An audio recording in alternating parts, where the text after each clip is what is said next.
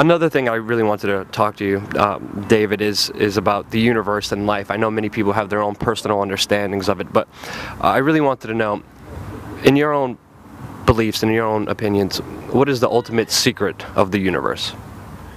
The ultimate secret, I would suggest, is, and it's not really a secret, because people have known about it since any time we know.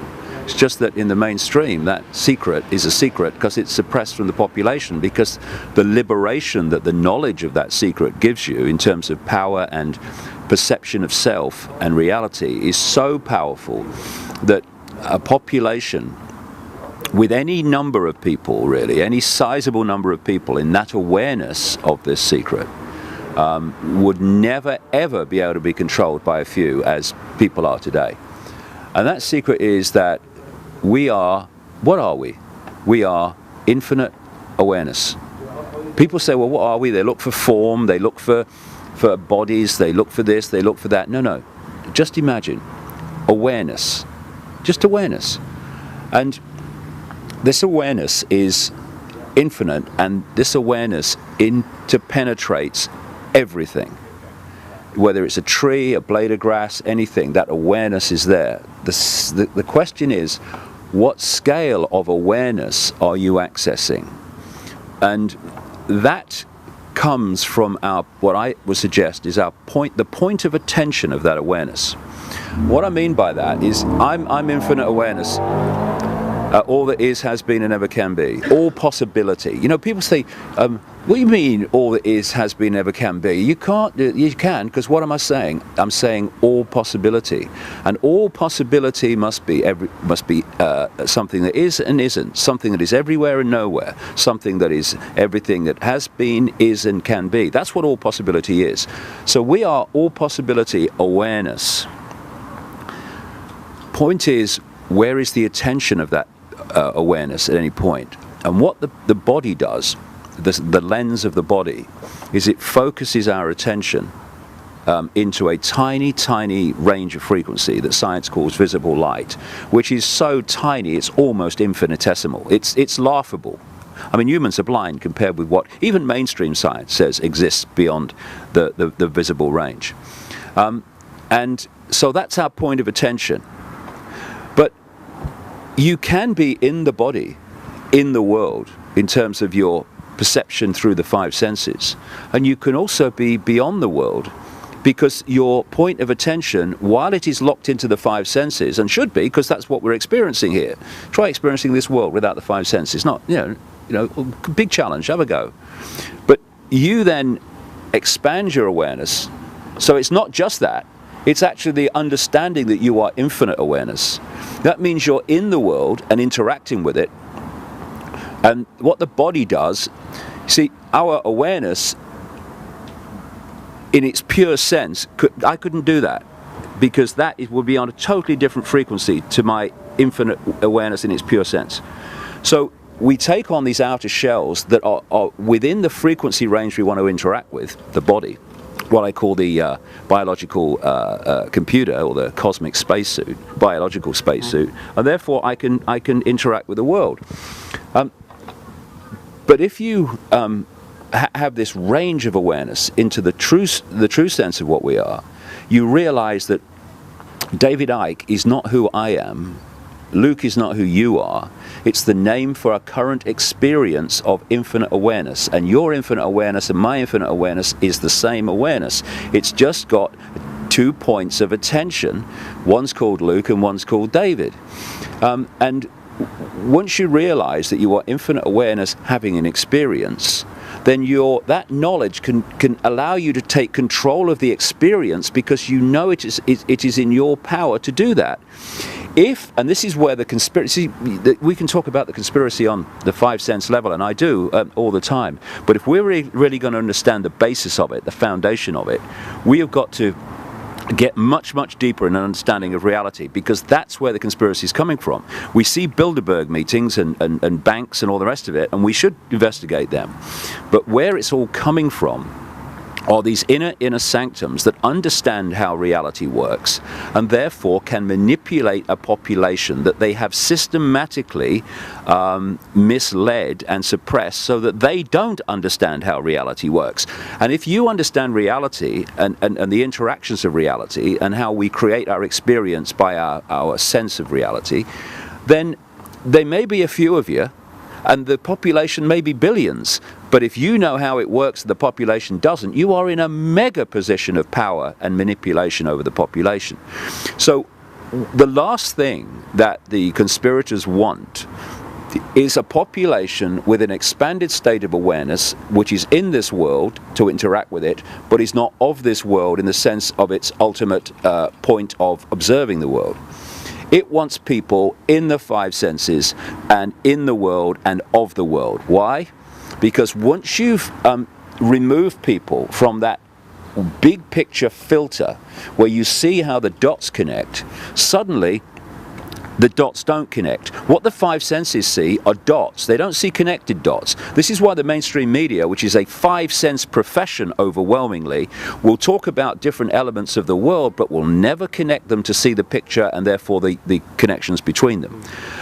And so when you're in five-sense mode, and you've not got this bigger picture filter to see what's really going on, there's only one place you can look to get a fix on the world from information that you are receiving to get that fix, and that is this way. And if you go that way, what comes back in terms of information? The mainstream media, the education system, mainstream Stone Age science, and I'm sorry, Stone Age, it's only an analogy, and all the other stuff that's coming back. In other words, this is this conspiracy in one sentence. Pull people into people's sense of attention, point of attention, into the five senses, so that dominates everything. And then program that sense of attention in isolation from its true self with the information you want them to believe and the perception of self of the world you want them to believe. Gotcha. And what do we talk about, Luke? We talk about the fact that there's an awakening going on. Well, what does that mean? You know, the alarm clock's just gone off. Are we getting up? What time is it? No. Awakening, another word for awakening, or another phrase for awakening, is the expansion of point of attention. Yeah. That's what it is. So when people expand that point of attention, it's symbolically, it's like the five senses is looking at this red thing, which is a bit blurred. What's going on? And then as your point of attention expands, you realize it's a brick, and you realize it's a wall, and you realize it's a house, and then you realize it's a town and a city and a planet, and you know, suddenly it makes sense. Yeah. But most people are looking at the blurry brick and saying, this is the real world, and it's really a world a program that we've been put into, so we don't see the real world. And there's a lot more to this world that we actually don't even see or perceive or understand. And many people have actually, when they use DMT, they actually say that this helps them understand the greater understanding of everything. We were talking about DMT last night, and we talked how we had very similar experiences when we were on it. Can you tell us about your experiences and what you took out of DMT? Well, I took it in the form of ayahuasca. I only took it twice in about 3 days in Brazil in 2003. I've not touched it since, and I don't feel the need to. But the experience I had was massive. And for me, people say, it took me somewhere. I don't think it takes us anywhere. I think it takes us to where we already are. And if we're in a really deeply negative state, you can take this stuff and have a real, what they used to call in the 60s, a bad trip. Or if you're in another state, you can have a wonderful experience. Yeah. My experience was just unforgettable. I mean, I had a voice, a woman's voice, which is, what is a woman's voice? Oh, it's just it's a woman talking to me. No, it's a frequency. It is an information field of a certain frequency, and certain frequencies you decode as female and certain frequencies you decode as male. It's a consciousness that is communicating, and almost certainly, it has to be if we're all infinite awareness, it's an expression of your own consciousness, just a very much deeper level of it. And for 5 hours, it talked to me about the illusory nature of reality. And I had instant recall of every word afterwards, which was amazing in itself. And I was taken to a place, I'm using human language here, taken to a place. It's very hard to describe. Yeah. And I tell you, it's a place that I experienced as beyond the realm of vibration. Because anything that vibrates, this is actually, funnily enough, Luke, this is one of the many really stunning lines that this voice communicated to me. Because when it started off, it said, we're going to take you to where you come from, so you will understand better where you are and where you're coming back to. And then it kept repeating, this is right at the start of this voice starting, 5 hours. Infinite love is the only truth, everything else is illusion. And when you study near-death experiences and all that stuff, when they go into these realms beyond the body, I have never come across anyone that wanted to come back, because they talk about this unbelievable bliss and love and all the rest of it. And anyway, I had this stunning line I was talking about at one point. It said, infinite love is the only truth, everything else is illusion. If it vibrates, it's illusion, right? Because the pure, infinite, all that is, all possibility, is still and silent. People think that things have to move to be something, and actually silence is all sound. It's all possibility waiting to manifest. So if I'm talking now, I have picked out of that infinite possibility of sound, I have picked out the words that I am talking. And when I stop, apart from the traffic, it's gone back into silence. Within the silence is everything. So I experience this as this silent stillness, as the infinite point of attention. And it took the form of this sounds really funny, but if you've experienced it, people know what I mean. I saw it as a shining blackness. Shining blackness. Now, years later, in fact, in the last 12 months, there was a doctor called Ibn Alexander, and he was, I think he's in New York, and he was a neurosurgeon. I think he still is. And he was one of these rigid kind of people. He admits it in his book. I was one of these rigid people that, obviously people would have near-death experiences when he was doing his surgery sometimes, and they'd tell him their stories. And as he said, I thought, oh, that's very interesting. A lot of rubbish, but it's very interesting. And it was like mainstream. This is not possible. This world is all there is. And then he got it was a form of meningitis that was so bad that his brain shut down in every area apart from the most primitive level that was necessary to keep him alive. This man, in effect, died for 7 days. And this is the interesting point which he points out. When people talk about, and there's millions and millions of them now, when they talk about near-death experiences, the mainstream scientists, they go, oh, it's not impossible. And oh, please, God save us from science. And anyway, because what they're doing is they're just reliving their experiences from this part of the brain, and that's what's happening and all that stuff. Well, that part of the brain, in his case, completely shut down. It was inactive, so it ain't coming from there. And he came back. He should not have lived. That was a virtual impossibility for him to live. It was certainly almost absolutely impossible for him, if he did live, to be anything more than a vegetative state. And he came back after a transition period, completely normal, and went on with his life. And he wrote this book about it, which became a New York bestseller. Why I'm telling you this story, it's very interesting, I think, is because when he first left the body and had a near-death experience himself, he entered a realm. I talk about this in the new book that's coming out in the autumn. He went into a realm that was classically the realm of the demons and the what I would call the archons and the reptilian entities and all this stuff. In fact, he talks about seeing reptilian beings brushing against him and all that stuff. And then a light came down, and he was taken out, what he called through the gate, into this amazing, blissful place, and on and on and on, until, this is where I'm coming round to, he said he was taken to experience the ultimate, the source. And you know what he calls it? The dazzling darkness. Wow. Exactly what I experienced. Yeah. And the dazzling darkness is mesmerizing, because it is all that is, has been, and ever can be. And then we pull that all potential, all possibility, all potential into worlds of certain expressions of that potential, and this is one of them.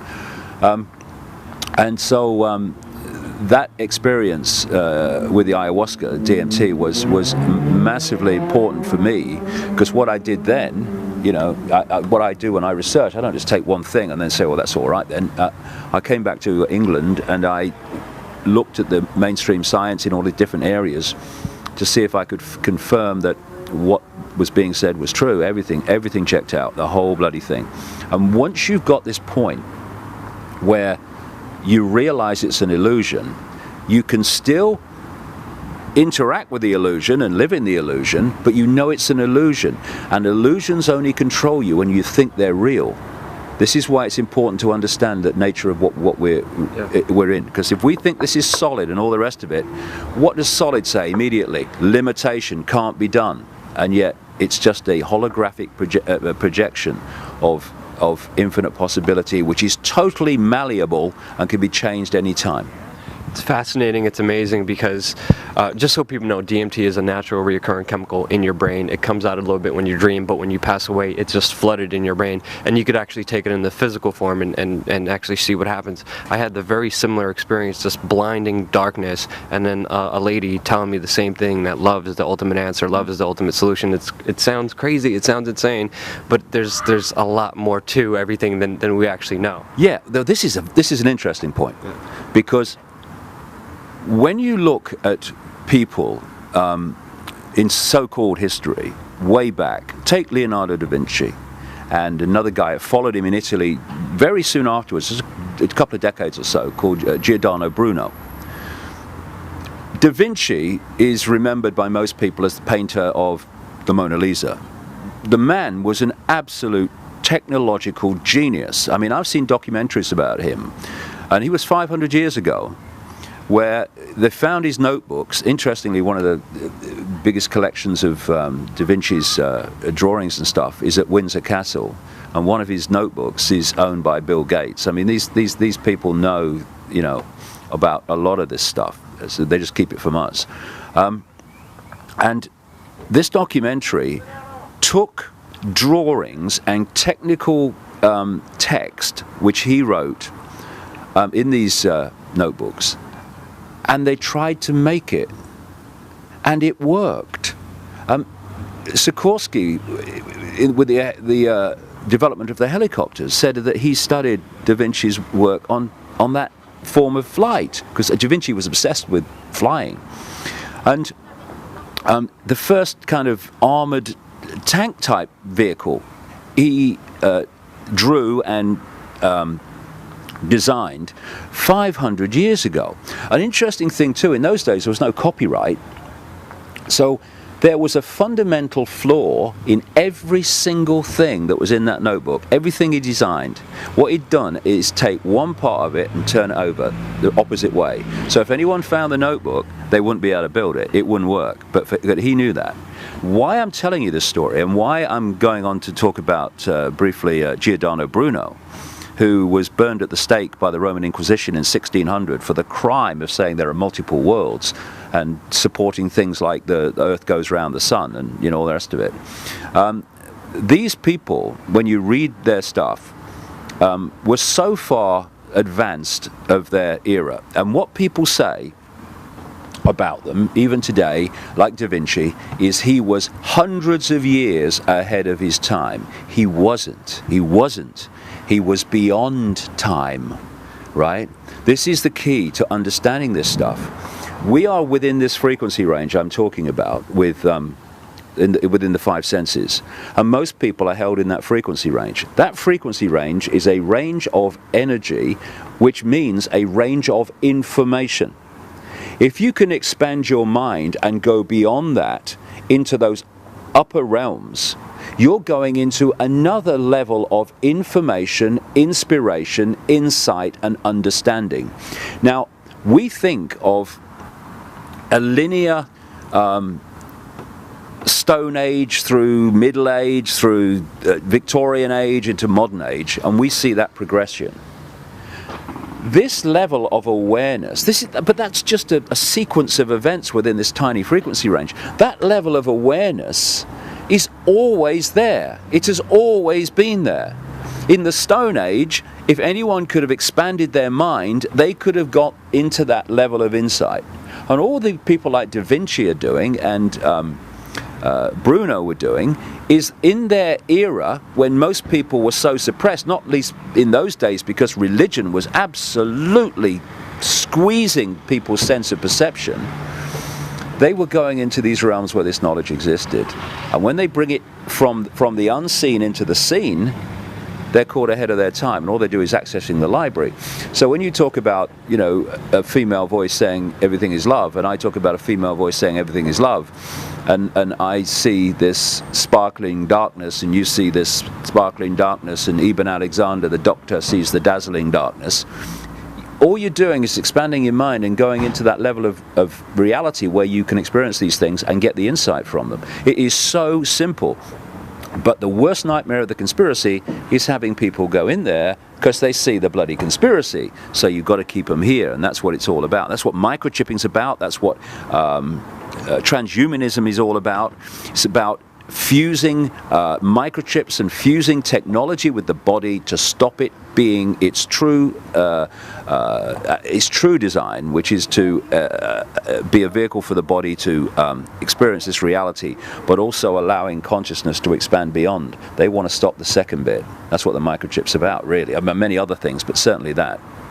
Fascinating stuff. I know we were only supposed to do 5 minutes. I think we went way over that. 5 minutes with me. I've got verbal diarrhea. Amazing stuff. I just want to thank you so much for everything, David. DavidIcke.com. Check out the website, and just fascinating. Appreciate voice. He's on it.